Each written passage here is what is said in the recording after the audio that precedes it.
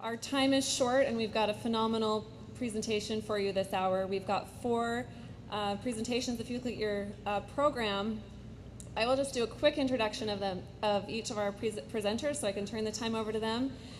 First, we'll hear from John Winstanley. And John Winstanley is the creator and president of Fort Safety, an educational not-for-profit organization that protects kids and strengthens families by providing tools and habits for staying safe on the internet. There we go. After John, we'll hear from Ann Kerr. She is the founder of True North Freedom Project in Atlanta.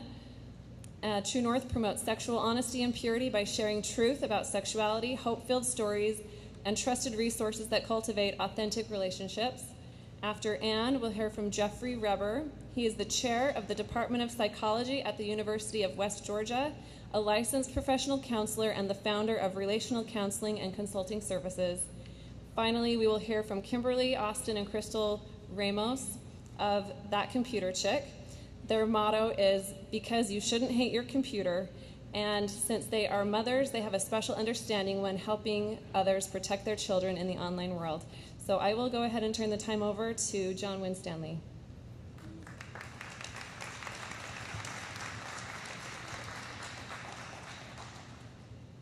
Hello, Paulding County. How are you? First of all, let me just say this. You guys are all looking at me like, come on, speaker boy, bring it on. You got us in here. Now say something. I say pornography a lot, and you can say it with a smile on your face. It's okay, all right?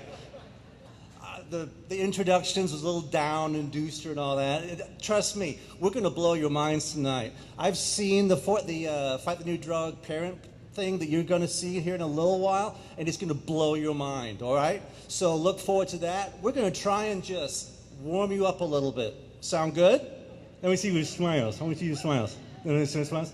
Okay, so first of all, you guys may hear some strange things coming out of my mouth because I have this weird accent sometimes. And let me explain what that is, okay? So I was born in England, lived there till I was 9. And then we moved to Germany, West Germany at the time. We went to a German school. Then we moved to Baltimore, Maryland. And then we moved to Carmel, Indiana. I know, that's a speech all by its own. Therapy. All right. And then I went to Purdue University, where I met my wife, who's born and raised from Sandy Springs. And when we got married, she dragged me down here. So in case you guys are playing along at home, I am an Anglo-Germanic American Hoosier Yankee redneck.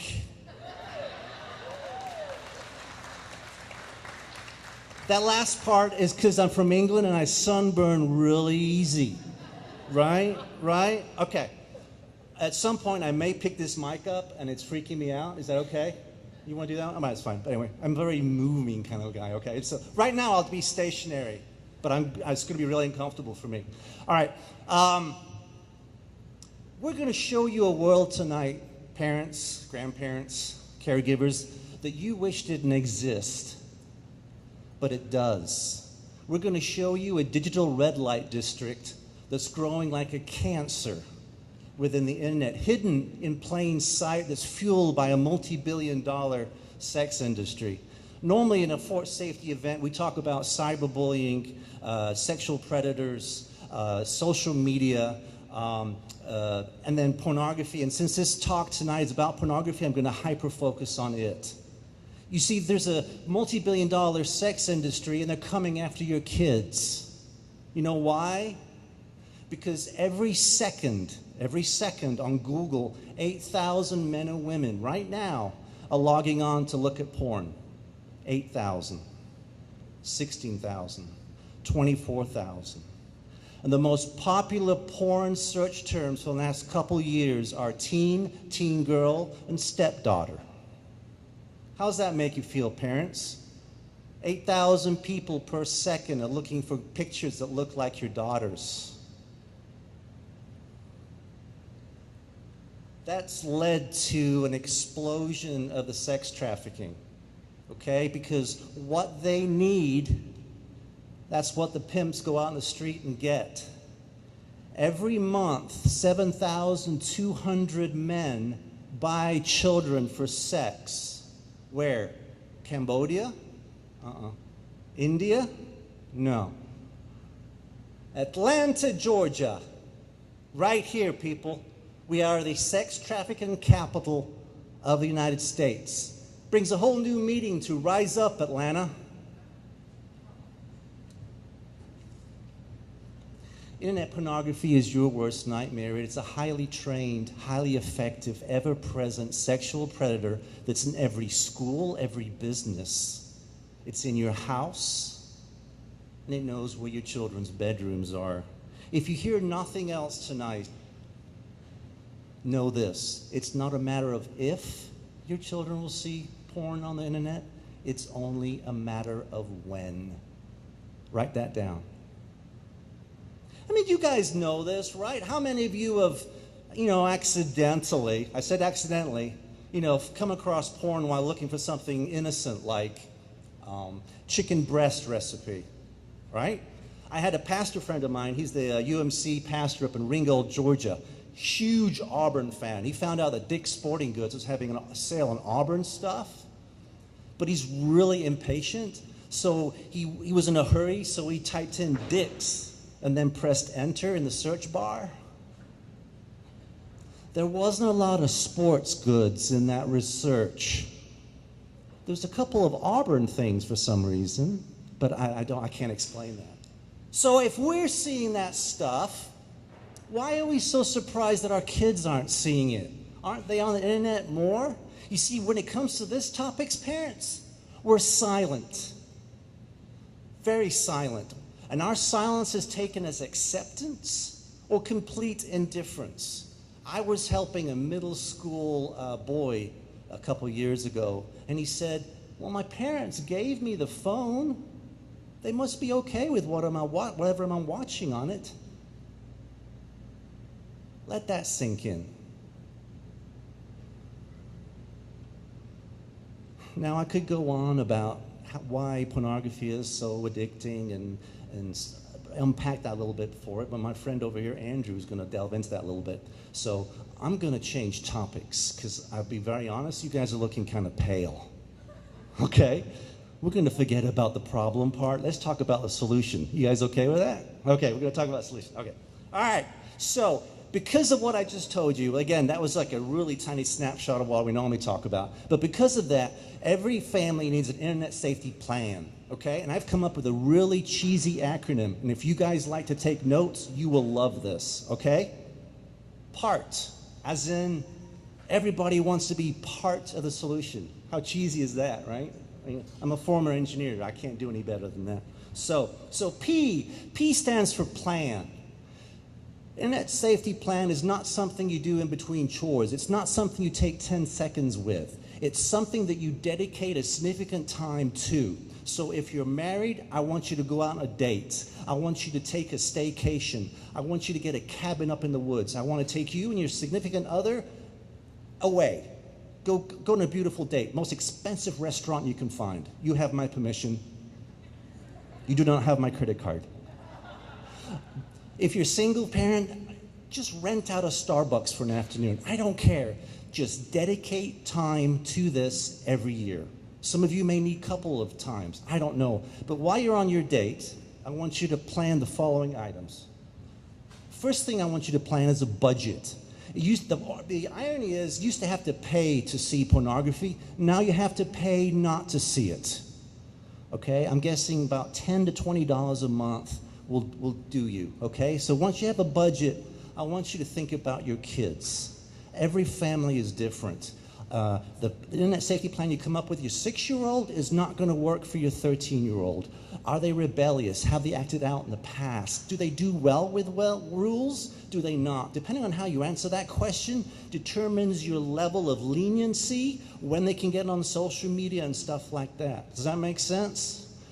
And the last thing I want you to do, this would be like through the main course, okay? You've had a couple already, so things might be going really well right now.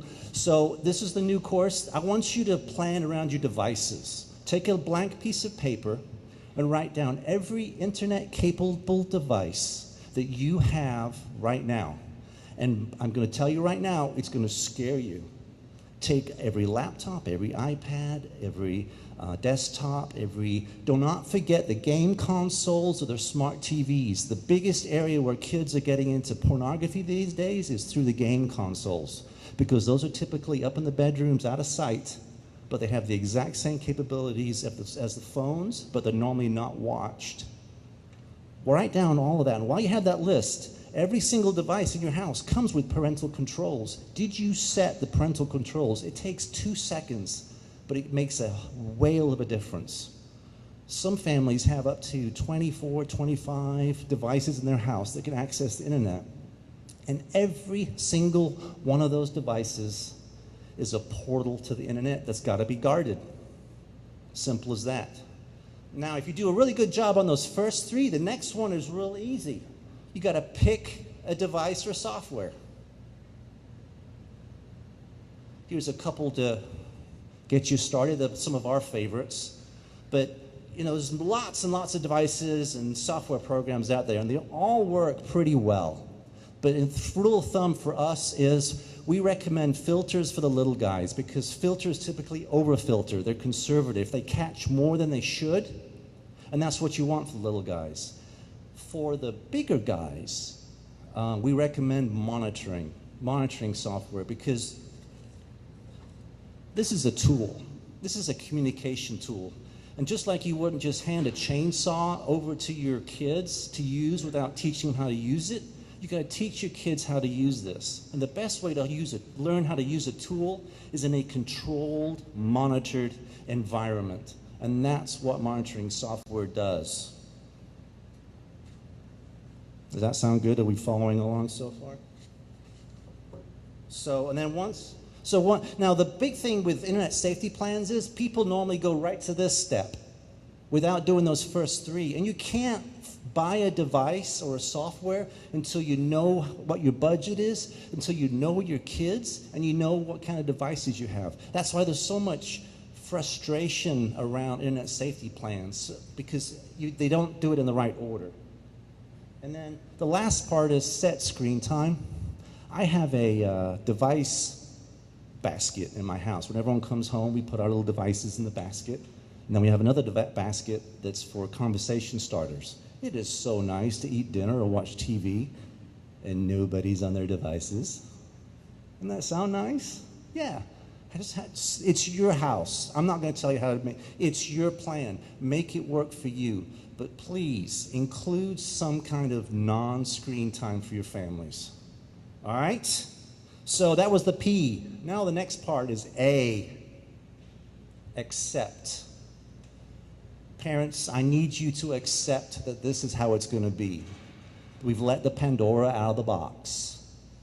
Learn that your kids are going to make mistakes, and you have to be there with open arms, full of grace, there for them. Please accept that if you failed in some kind of relationship that you're trying to teach your kids, that it does not exclude you from giving the same advice to your kids. Accept that you're not broken. Accept that you need to be there for your kids. And here's the big one. Accept that for this to work, everybody in the household, moms, dads, grandparents, the cat, needs to be in on this internet safety plan. Everybody. Everybody. My son had a sleepover a couple of years ago, a bunch of guys over, playing Call of Duty. And my rule was, no cell phones in the room at night. So they all went downstairs and they had that basket and they all put their cell phones in it. But one guy, he was like shaking. He couldn't put his cell phone in that basket.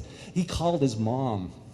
Mom, they're taking my phone away from me, Mom.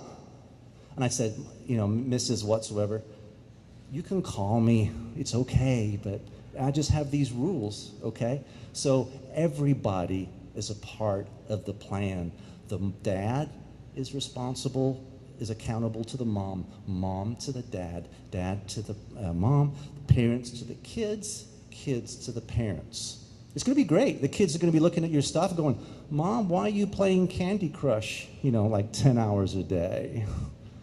Dad, why'd you keep going to Victoria's Secret? Well, son, I thought I'd get your mom something nice for Valentine's Day. Dad, it's the middle of July. Dad, silence. You know, but those are great conversations. Those are the conversations we need to have. No more taboos, guys. Everything out in the open. We all live in this world where we've got our habits. And trust me, I've raised my family this way. I'm a former addict myself. That's why I'm not up here telling you I'm a perfect human being. I'm a human being that's told me, I don't want you guys to go down the same road I did. There's freedom in not having any secrets. To carry a secret, to carry all those lies, to look in your wife's face when you lied to her again and again, choosing something over her, choosing something over your job. I don't want anyone to go through that. Amen? So that's the accepting part. Now the rules. The rules are, could be anything you want to. Here's just an example of them. But a lot of people, they figure they have a software device, they forget the rules. The software is not perfect. You're perfect. The software isn't. So the rules make up for what what you don't have, right? It fills in the gaps. So if this is a very popular slide, so I can send that to you guys if you want to email it to me, but I'm going to move on to the next one real quick. Last is talk. That's my last little bit, okay? Talk, and I'm talking about the talk that no one likes to give, the sex talk and the pornography talk. You know what? It sounds so simple, but less than 15% of parents talk to their kids about sex and marriage. Yet study after study after study show that parents, not the internet, not video games, parents are the number one influencers on children's sexual and views of marriage than anything else. Pornography is able to warp the sexual template of our kids because we don't give them one to begin with. And Anne's going to talk more about the talking and how you can communicate with your kid, but we have ways, there's resources out in the lobby about good pictures and bad pictures and what you can do to show your kids how to do it. You know, you talk about swimsuit areas and good touches and bad touches, and that only doctors and you can touch them in those areas. And that modesty is when you close the door. And that lady that's on that magazine cover, she's not being modest, but we need to give her the same respect we give you at home when you get dressed. So we want to look at that girl. And that sets up, you know, talk about pornography and all that. Sound good? For time, I'm going to wrap up, but I want to leave you with this.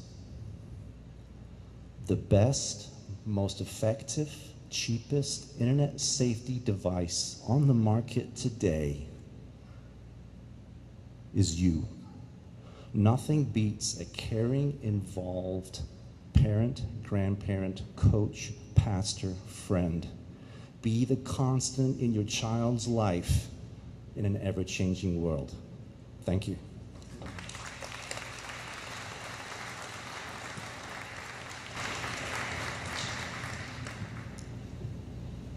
I promise I'm not going to move as much as John did. He's a tough act to follow. Well, I'm Ann Kerr, and I'm really honored to be here with you guys tonight. You obviously really love your children, and that's why you're here. And just to put you at ease, I just want to make you guys feel a little bit better. As uncomfortable as you may feel coming to an event like this, at least you don't live at my house. My husband says he's the only one that he knows who has to talk about porn every night at dinner. So there you go. A few things about me. I grew up in Marietta, so just around the corner. I went to Georgia Tech, and I grew up in a big family with lots of love, but just like most of you, I saw my share of pornography growing up. And then fast forward a few years, and our children were growing up, and you know, honestly, we didn't do it very well. And that's part of the reason that I'm here, because I really want to help parents do it better. I started True North Freedom Project because I was working in anti-trafficking, and I realized that there was so much sexual brokenness, and and yet sexual things were really hard to talk about. And I knew that pornography was kind of at the root of all of the sex trafficking and everything else. And so I just felt led to start this organization to help get better conversations going. So our mission is to we promote sexual honesty and purity so that we can have better conversations and more authentic relationships with each other. So our 3 kids are grown now, and they're starting their own families, and honestly, it just kind of breaks my heart when I realize the world that they'll be raising our grandkids in, and that just motivates me all the more to talk with you guys tonight about a topic that I've entitled Sexuality in the Family. And I'm really old school. I don't have a PowerPoint, but you do have an outline. And if you want to pull that out, I'll be starting that in just a minute. If you like fill in the blanks, you're going to love my old school outline. So it's kind of interesting. Sexuality and family are 2 words that don't typically go together. And like we've said, it is kind of hard to discuss things about sexuality within the family sometimes. But I just have to say, well, then why is that? You know, sexuality is one of the most common aspects of our being. We all are sexual. We're born sexual. And yet it's just one of the hardest things to talk about. So our sexuality, we do start off sexual, and our sexuality is shaped over the whole of our lives. Yours was, mine was, and our children's is right now. It is being shaped. But the real question is, how is it being shaped, and who or what is shaping it? Have any of y'all ever been to the beach where you've seen the trees that they kind of grow toward the land because the winds are so strong? That's kind of what's happening right now in our culture today. It's kind of the air that our kids are breathing. They're so impacted by a sexualized culture, and you almost can't help but be impacted by it. But what my goal tonight really is to help you guys see that you really can play a role in shaping your children's sexuality, and it's easier than you think. So let's see. As with almost all good endeavors, though, there are going to be obstacles, and almost all of us carry some level of shame related to our sexuality. It just happens naturally. It might be, rooted in something that happened to you in your childhood, or maybe just the fact that you never really heard positive things about sexuality growing up. A lot of us also have a lot of fear wrapped around it, and I just want to encourage you to really spend some time maybe later tonight thinking about what are the obstacles in your life that are keeping you from engaging with the people that you love on these topics, because it's just too important. There's too much at stake. And shame and fear really can paralyze us, but they don't have to.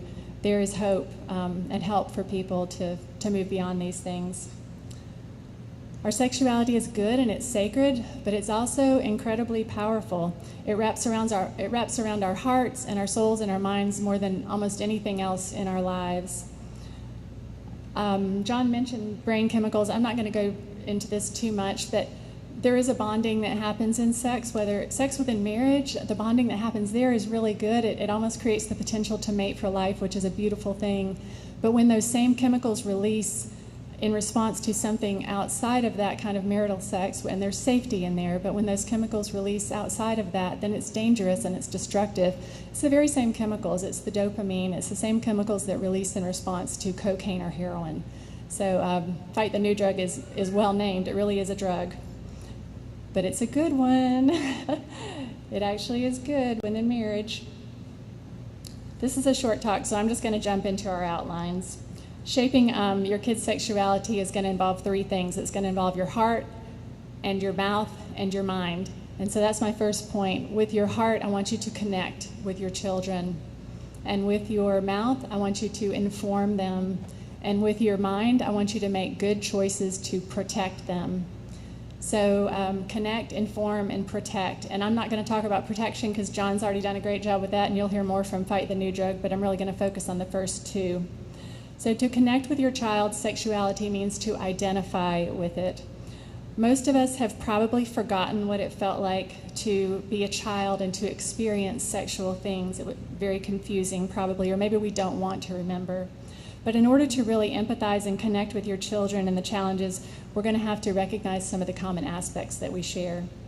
Our first point, this is going to seem really obvious, but is to connect with the fact that we all have sexual body parts. And the important thing, though, is that we name those body parts and that we don't shame them. And sometimes it can feel shameful if parents have funny names for them or if they just won't ever talk about them. But if your children hear you say things like breast or penis or vagina, then they're more likely to talk about those things with you. And especially start this early when they're really, really little, or start it now. The second point is to identify with memories of sexual experiences. And this is called imprinting. And I just learned this in the last few years. But to illustrate this, I just want to ask you a quick question, something to think about. What is your first memory of something sexual? All of us have something, and it's different for everyone.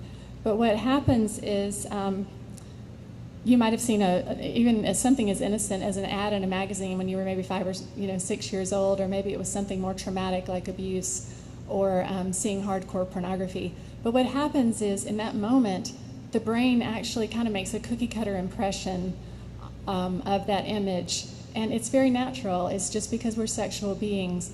And sex is something that is very impactful in a life. And the brain, I think Jeff may be talking more about this also, but the brain actually remembers things that are important. And because we are sexual beings, it remembers sexual things.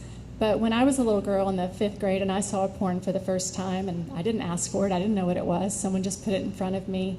And I can still kind of see that memory. As much as I really would love to erase it, it just won't go away.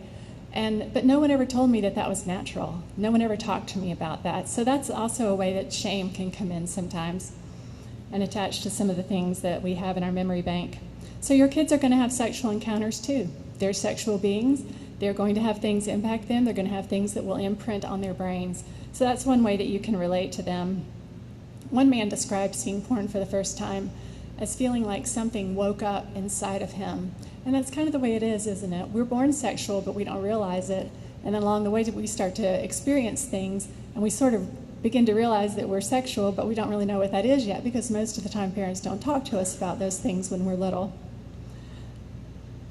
The third point is to identify with feelings of sexual arousal, curiosity, and desire. So this is very natural, even as children, to have curiosity. Of course, children are curious. Children can get aroused. It's different than when they're a little bit older. They're obviously not ready for sex, but they can get aroused by things. And then desire, and that's very natural, especially as children grow.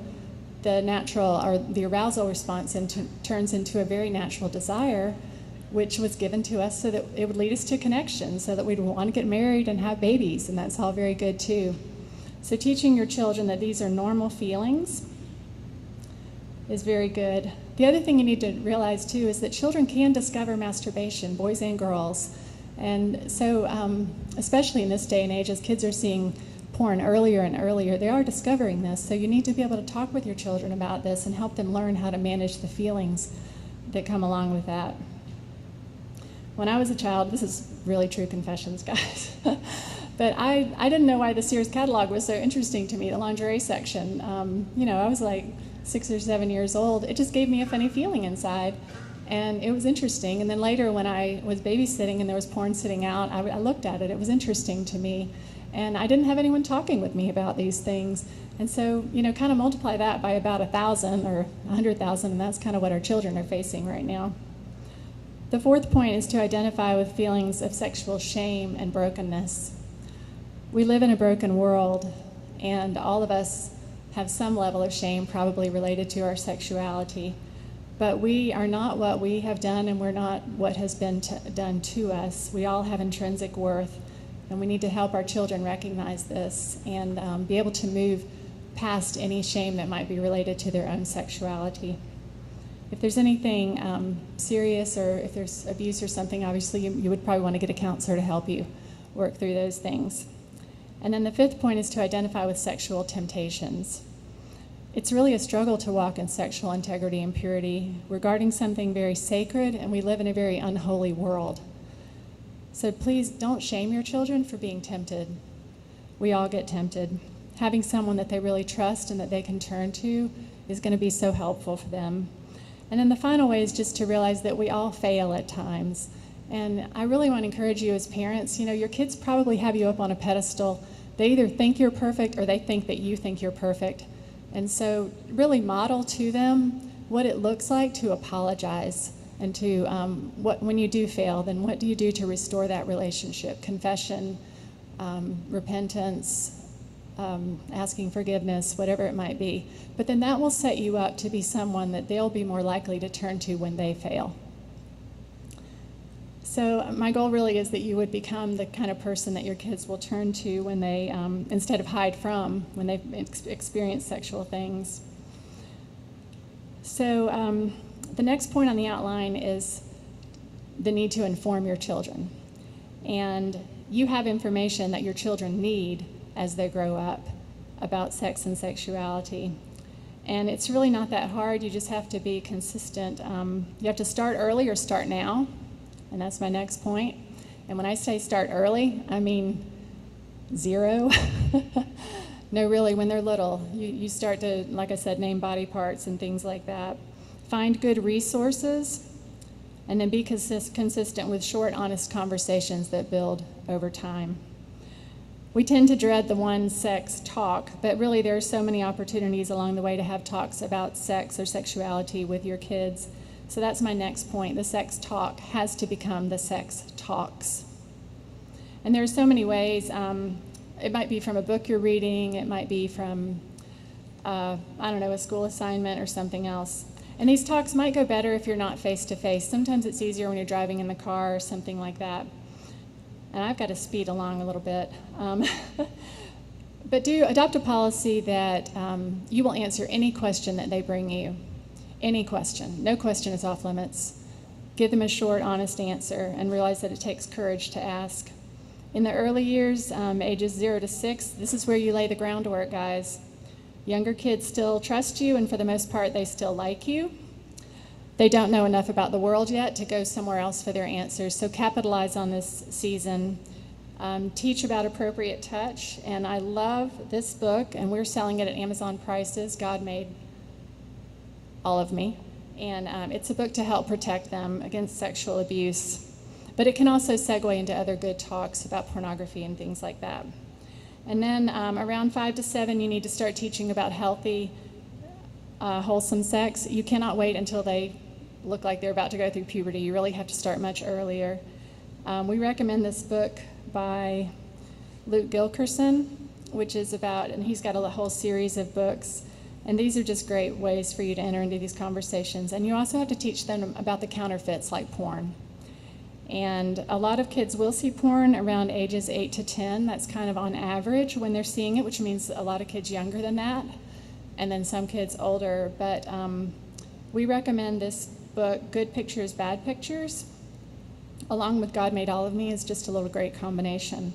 But I also gave you a little script there because kids, this is a very compassionate approach. You need to give them a place in their brain for when they do see porn. Fight the New Drug had something that came out years ago that I read, and they had interviewed teens, and across the board the teens said, I wish my parents had warned me about it, because it really is quite shocking when kids see it for the first time. So this script, some people don't know how precious their bodies are, and they might show them in pictures or videos, and then you could even say, I saw something like that when I was younger, and that's helping you identify with them. And then asking them that question of, have you ever seen anything like this, and just start talking about it more. I'm going to scoot on. If your child really has seen something like this, I just want to encourage you, do no harm. The Hippocratic Oath. First, do no harm. Don't wound them more with your emotions in that moment. Really try to keep a poker face and enter into, just more conversation about it. And then in the teen years, this is when your kids are naturally starting to pull away from you. You may have to backtrack a little bit there. You may have to say, you know what, I'm sorry, we really haven't talked about this very much, but I really want to try to do that now, and how can we do that? What can it look like? And then you might even need to apologize. You might need to say, I'm sorry I wasn't there for you. You probably had to figure out a lot of things on your own, which frankly most of us did, and it didn't go all that well, at least for me. And then just a couple of quick examples. One friend of mine told me that her son, he was about 20, and they had found him looking at porn when he was a teen, and they'd had lots of talks about it, and they just began to be more honest about it in their home. And he broke up with his girlfriend, and he just honestly said to her mom, all I want to do is go look at porn. This is a 20-year-old talking to his mom, honestly. And what that says to me is that, he knows that she understands. Porn is very numbing, and so he knew that that was something that could make him feel good when he was really dejected. But and then another mom whose 8-year-old saw porn and then actually watched a porn documentary with his younger sister. And she was devastated to know that this had happened in her home. But they're starting to have more good talks about it. And they were reading these books together. And her little boy piped up when they were talking about how porn makes you feel. And he said, yeah, it makes your penis hard. And I just thought, how refreshing, you know, that he felt just free to say that to his mom. And these are the kind of conversations that you can begin having with your children. And really you need to, because you want to be the one that they turn to. And then as I wrap up, I just want to get a little bit personal with you. When I started my work at True North, I had no idea that my husband struggled with porn also, but I knew enough about it. He confessed it to me one night when I was talking with him or asking him about it, and I knew enough about it to realize that he had been in a very dark place for a very long time. And I knew it wasn't about me. I knew that he was looking to repeat pleasurable feelings that porn had given him. And that's really what it is, guys. Like, a porn struggle at its base level is really simply a longing of the heart that is being met in unhealthy ways. So I just want to encourage you, if you struggle with this, if you struggle with erotica, if you struggle with, you know, any kind of sex addiction or anything else, you just need to know that there really is hope and help for you. We're doing so much better. This was about 4 years ago that we started our journey of healing, and there really is hope and healing for you. And on our website, and I've given you our web address there, we have lots of resources and a blog, and I'd love for you guys to sign up for it and come visit me at the table, and let me shake your hand and encourage you. Thank you.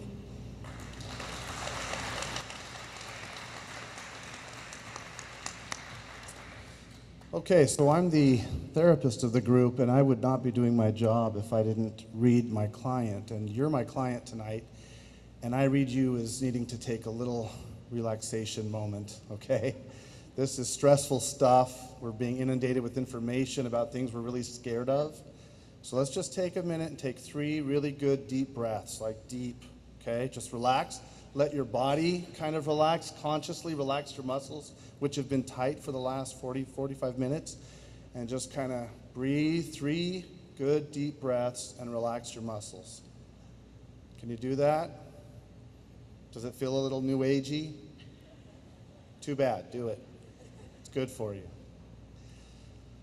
Okay, I'm a therapist and also a professor, so I'm going to do a little education and a little treatment talk with you about what's going on with you and with your kids and really all of us as we encounter pornography. One of the common stereotypes about arousal that leads us to engage with pornography in unhealthy ways, which is every way, is that it's a sexual arousal and only a sexual arousal. But in fact, arousal is highly complicated and highly contextual. And if we use the brain as a kind of model, the brain is made up, as you know, of billions of neurons. And every neuron receives neurotransmitter messages from a dozen or more other neurons. Some of those neurotransmitters are inhibitory, that is, they're designed to keep the neuron they're sending transmitters to from firing, and some are excitatory, and they cause the neuron to fire. And it's the unique blend of these neurotransmitters that are being received by the neuron that will cause it to either fire or to stay dormant. And we say fire, we mean an action potential, but I want you to think of a gun. And if you get the right chemistry, that hammer is being pulled back with each of those excitatory neurons to the point where it just takes a little squeeze and it's going to fire, okay? The same thing's true of us. We have a whole bunch of sources of arousal that can lead us to be primed so that when we encounter pornography, it fires. We stick with it, we spend time looking at it, and we give ourselves over to it. So let's not look at a too simplistic model of arousal related to pornography. Let's look at something a little more complex. Go ahead. Yikes. Wow. Okay, there's a lot more than just sex that goes into the arousability of a person. And I don't know if you can read this from the back row, but if you look right next to sex on the left, the box says aggression. And because it's Halloween time, I have to mention something about this. All our psychological research we've done on the media over years and years and years tells us that sex combined with violence is the most arousing media content that you can produce. And guess where you find it most? Not triple X rated hardcore porn. Guess where you find it? It'll be on your TV leading up to Halloween. It'll be in movies like the movie Halloween, which actually has people engaging in sex right before they're murdered. Why? Because it's a double whammy of arousal that pulls that hammer back and makes it far more likely that you're going to give yourself over to pornography if you see it.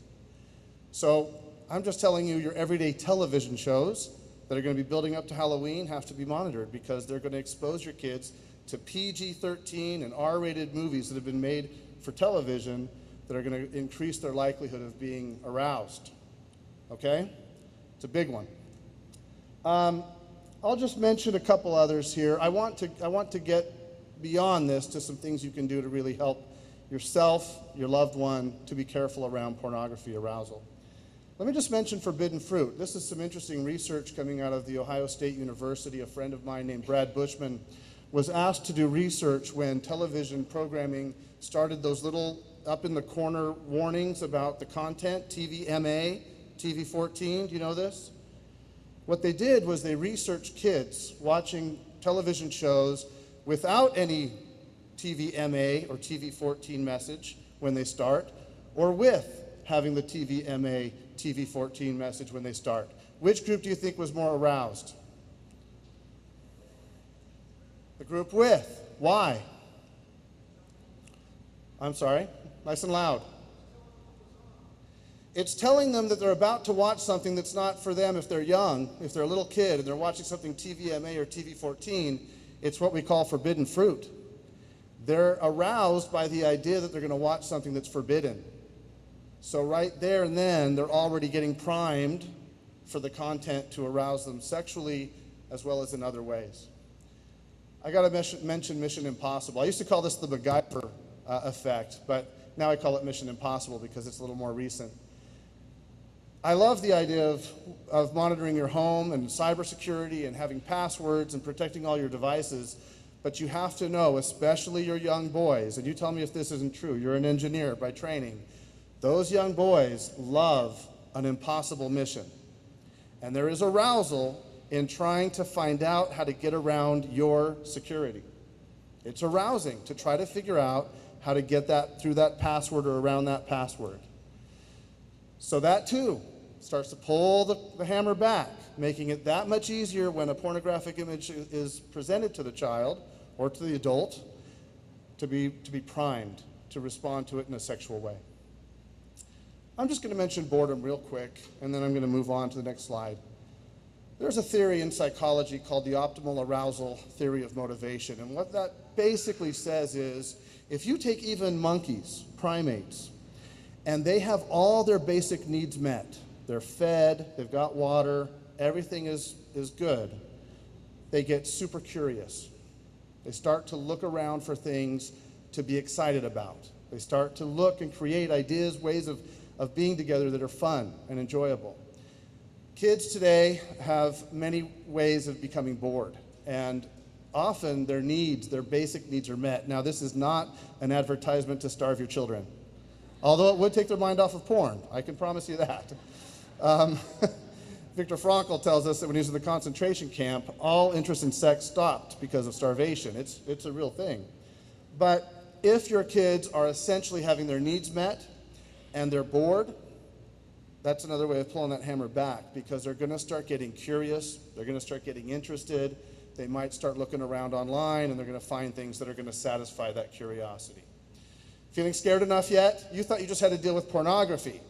Now you've got to deal with boredom, these Mission Impossible kids who are trying to get around your passwords. You got the forbidden fruit of those dang TVMA notices, and you've got, of course, things like violence in the media along with the sex. All right, there's a way out. One of the first things we learn in social psychology is fear is a powerful, persuasive message only if it is coupled with a way out, a way to resolve the fear. So as scared as you are, hold on. Okay, next. These are some of the effects that can happen from the use, the abuse, and addiction related to pornography. And in psychology, we don't diagnose things the same way you would. Most of you, when you see someone using porn a lot, you call them addicted. Addiction for us is a pretty high bar, but even use and abuse. And again, in psychology, use is casual looking. Abuse is it's starting to interfere with your functioning. Addiction is it's fully interfering with your functioning as a person in your relationships, in your workplace, and so on. But even use can have some of these negative effects. And I just want to point a few of them out to you. The big one, the one that's looked at a lot in research and meta-analyses show this one is a problem: sexually aggressive and harassing behaviors. Not only are we more comfortable engaging in them if we look at porn in regular occurrence, but we also are more desensitized to other people engaging in them. We don't find it so offensive when someone else is being inappropriate sexually with a colleague at work or with a sibling or whatever it might be. So we lose some of our sensitivity around sexual aggression and harassment. And given the news you've heard about recently with the Weinstein situation, you understand that that decrease in the sort of barriers to bad behavior start to come down when you are exposed to pornography in large quantities. Loss of interest in other activities. This includes sex, interestingly. People who are married and participate in the watching of pornography on regular occasion tend to be less interested in sex with their spouse. They also tend to find their spouse less attractive. And by the way, I should note here, male and female. The research does not just look at men, although men are the traditional users of pornography. There is a massive increase in young ladies, girls, looking at porn beyond what we ever expected to happen. So it's very prominent among young women as well.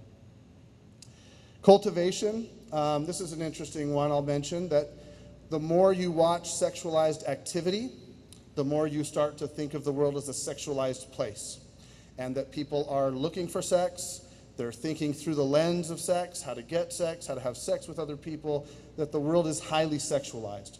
The same thing happens when you watch the news. The news makes you think the world is a much scarier, dangerous place than it really is. Why is that? Because the news shows you scary, dangerous stories. Because that's what will keep you watching the news, which will keep you watching the advertisers, which will get them paid. So cultivation. We are cultivated by pornography into a view of the world as being highly sexualized. All right, let's go to the next slide. I don't want to overwhelm you guys with this. I want to talk to you now about what you can do. This is really important. But before I get to any specifics, let me tell you twice. I'm going to repeat it because it is the key, okay? We know from dozens of years, decades of psychotherapy research, that the most significant change agent in the effectiveness of psychotherapy is the quality of the relationship between therapist and client. No technique, no particular words, active listening, all good, but nothing matters more than the relationship quality between therapist and client. Guess what we also know about pornography? The best enemy, the best combatant against pornography that you can ever create is to have a high-quality, trust-based, intimate relationship with your loved one. The best change agent for your kids, your spouse, your loved one, or yourself overcoming pornography, use, abuse, or addiction is quality relationships. I could bring in truckloads of research to show you this. How do we establish quality relationships with our loved one? There are so many ways, but I'm going to mention just 4 or 5 here, okay? We've already talked about the talk, but I want to be clear about this. You do need to talk to your children and your spouse and your sibling and your uncle and your brother, whoever it might be, your sister, your friend, regularly, but not just the talk about sex. You need to talk to them about how they're doing with their peers at school, because I promise you, if your kid in junior high, and junior high is tough, I have a 12-year-old right now. I think being 13 is the hardest year of age you could ever live, right? It is tough. That kid, if they have a hard day at school and they're feeling down and hurt, that hammer is cocked and it is ready. A parent who sits down with the child and talks about how that day at school went can help to bring that hammer gently back. You need to talk to your children, not just about sex, all the sources of arousal. about cultivation, a culture that is highly sexualized, about forbidden fruit when they watch TV, about peer pressure, about perfectionism, about guilt and shame, about all the things that can contribute to that hammer being pulled back, making it more likely to fire. So please engage your children regularly on all manner of conversations about anything that could arouse them and make it more likely for them to participate in the watching of pornography. Accompany and educate. Now, I don't want you to watch pornography with your loved one, but what I do want you to do is watch everything else you can with your loved ones. A lot of kids sit home after school and watch TV by themselves. They are taught by the TV, and without you there, there's no correction. You are the correcting agent. When kids watch TV, they're exposed to all sorts of fiction. At a very young age, they can't distinguish fiction very well from reality. You're the one who can help them to understand what is going on that is real, that is good, that is bad, that ought to be different, ought to be changed, isn't the way you live, isn't the way your family lives. It's up to you to accompany them. I play video games with my sons. I love it. We have a good time. But every once in a while we're playing a video game and something happens and it's not appropriate. And I talk with them about it. And we also talk about whether we should keep playing the game. I'm with them so they understand I'm going to correct, I'm going to guide, I'm going to converse with them about the things we're doing. All right, real quick, normalize as appropriate. I've mentioned here it's especially important that mothers do this with their sons. Boys grow up thinking their moms have no sexual appetite that is impure or even pure. We're just scared to think that our moms do anything sexual. I don't know how 8 of us were born in my family of origin. I assume we just came out of petri dishes or something. But if a mom will talk to a son about sex, you can't believe the positive impact that can have. And I think fathers should talk to daughters too. I remember my wife, she's a nurse, so she doesn't mind talking about things, but when one of my sons, he had a little wet dream, and he wasn't sure what to do, and he was trying to hide his sheets, and my wife came into his bedroom and saw that there were no sheets on the bed and quickly surmised what had happened, and she just said, "You know what, son, that's normal. That's a very normal thing to happen." And you could see my son just relieved. Just, oh my gosh, I'm not bad. It's okay. That happens with all of the things that have to do with sex, if we're careful and thoughtful as parents. Okay, real quick, reinforce the positives more than the negatives. I recommend a ratio, and almost all psychologists recommend a ratio of 9 to 1. 9 positives to every 1 negative. If you walk into the room and you see your child watching a good show, reinforce. Tell them how great that is. Congratulate them on that. Strengthen them. If your kid's going out and riding their bike instead of staying in and playing video games, reinforce, reinforce, reinforce. Occasionally you have to be a little negative, you have to punish, but it should be occasional. Reinforcement is so much more effective. And then finally, ally with your loved ones in this battle we're all in. You're not generals back giving orders from way off on some ship here. You are in the trenches with your loved one, with your spouse, with your kids. And the best thing I think you can do is help them understand and believe that they are acceptable. Even if their behavior feels awful and unacceptable to them, they are still acceptable. All right, well, thank you.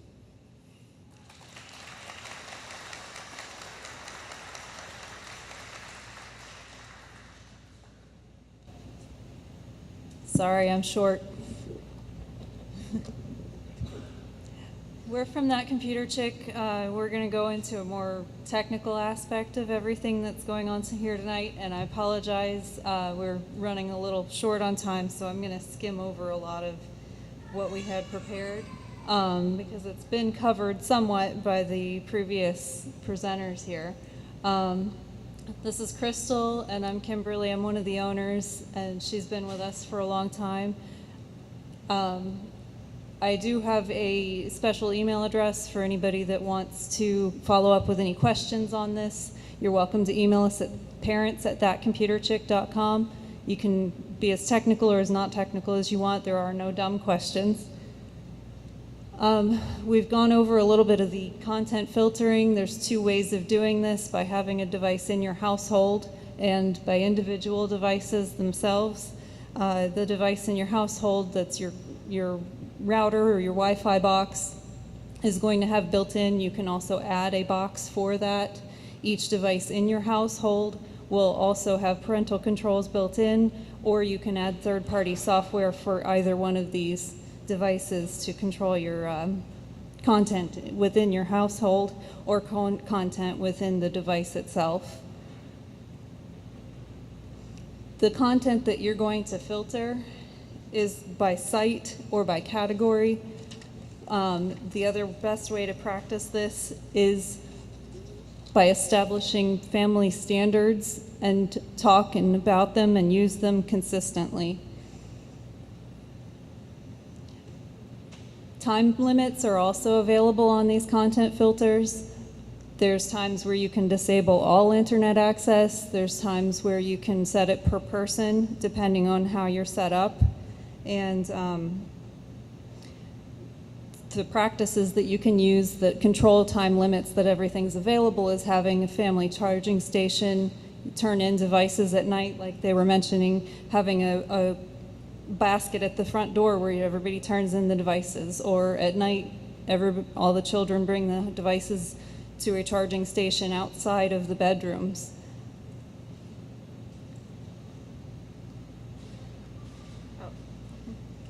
So it's also important with your passwords not to use the same password for everything.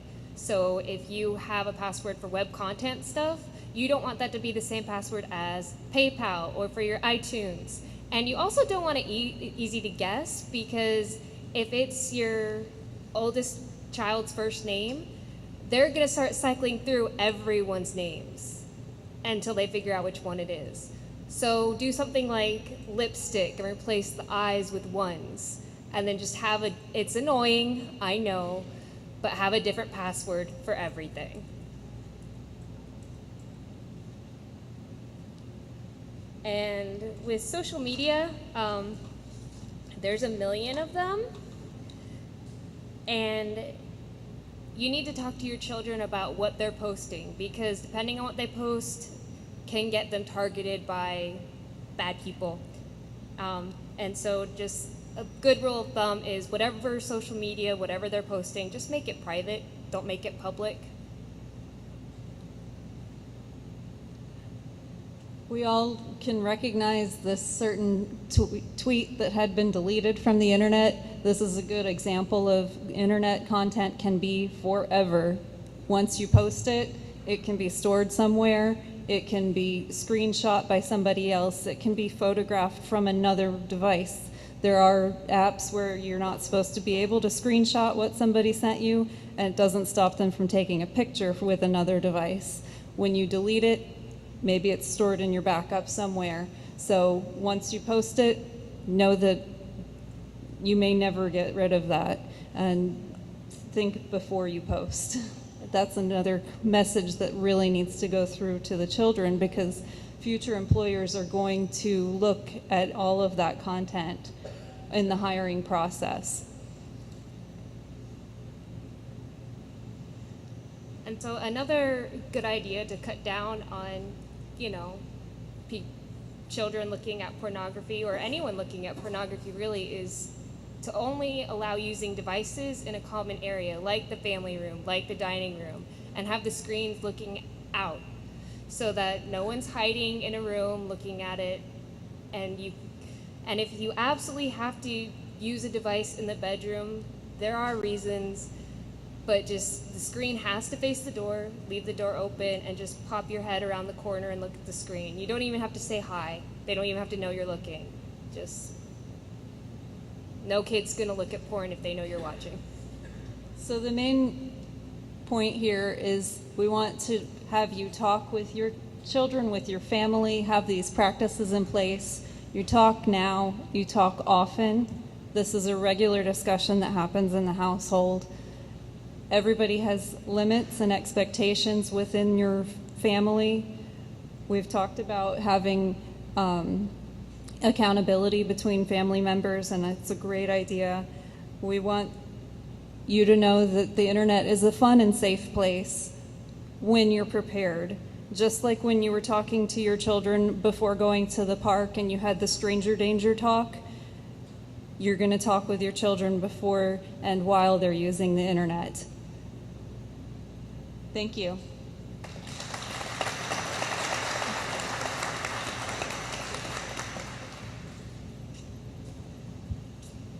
Right, if we could have one more round of applause for our presenters tonight. We have really appreciated, so appreciate their time coming here, traveling, and all the work that they've put into it. And we've all been enlightened here tonight, so thank you so much. So our kids are done in the auditorium. So what we're going to do now as quickly as possible in just a minute is to switch places.